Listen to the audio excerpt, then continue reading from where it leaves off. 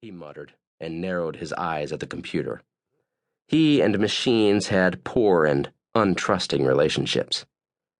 He sat down and faced the screen as his mother continued to chatter. "Have you had your tux cleaned? Do make time to get a haircut. You looked so scraggly the last time I saw you." "And don't forget to wash behind the ears," he thought sourly, and tuned her out. She was never going to accept that the Parris lifestyle wasn't his lifestyle, that he just didn't want to lunch at the club or squire bored former debutantes around Washington, and that his opinion wasn't going to change by dint of her persuasion. He'd wanted adventure, and though struggling to type up a report on some poor slob's fake whiplash wasn't exactly Sam Spade territory, he was doing the job. Mostly, he didn't feel useless or bored or out of place. He liked the sound of traffic outside his window, even though the window was only open because the building and its scum-sucking landlord didn't go in for central air conditioning and his unit was broken. The heat was intense, and the rain was coming in. But with the window closed, the offices would have been as airless and stifling as a tomb. Sweat rolled down his neck, making him itchy and irritable. He was stripped down to a t-shirt and jeans, his long fingers fumbling a bit on the computer keys. He had to shovel his hair out of his face several times, which ticked him off. His mother was right. He needed a haircut. So when it got in the way again, he ignored it, as he ignored the sweat, the heat, the buzz of traffic, the steady drip from the ceiling. He sat, methodically punching a key at a time, a remarkably handsome man with a scowl on his face. He'd inherited the Parris looks, the clever green eyes that could go broken bottle sharp or as soft as sea mist, depending on his mood. The hair that needed a trim was dark mink brown and tended to wave.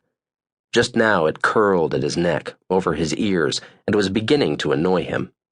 His nose was straight, aristocratic, and a little long, his mouth firm and quick to smile when he was amused, and to sneer when he wasn't. Though his face had become more honed since the embarrassing cherubic period of his youth and early adolescence, it still sported dimples. He was looking forward to middle age when, with luck, they'd become manly creases.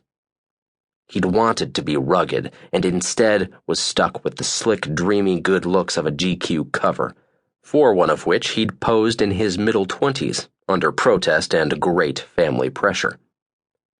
The phone rang again. This time he heard his sister's voice, haranguing him about missing some lame cocktail party in honor of some big-bellied senator she was endorsing. He thought about just ripping the damn answering machine out of the wall and heaving it, and his sister's nagging voice out the window into the traffic on Wisconsin Avenue.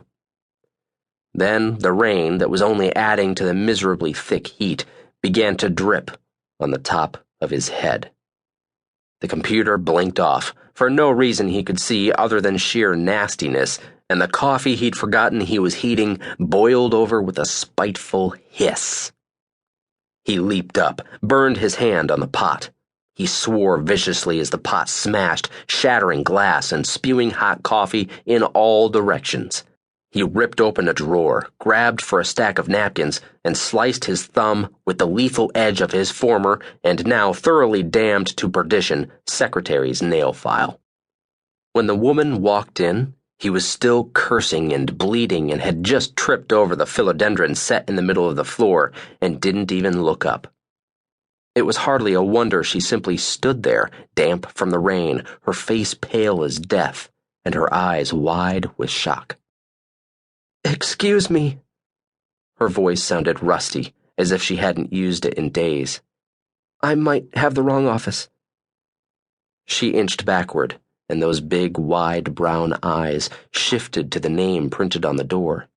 She hesitated, then looked back at him.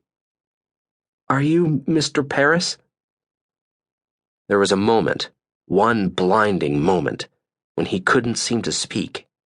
He knew he was staring at her, couldn't help himself. His heart simply stood still. His knees went